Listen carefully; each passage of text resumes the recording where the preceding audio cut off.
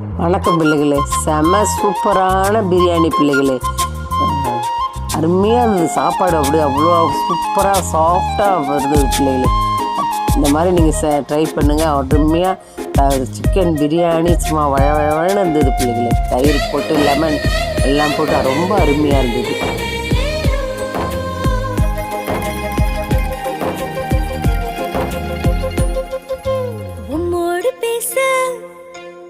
எனக்கு ஒரு ஆசை, உன் வார்த்தை கேட்க எனக்கு ஒரு ஆசை, உம்மோடு பேச எனக்கு ஒரு ஆசை, உன் வார்த்தை கேட்க எனக்கு ஒரு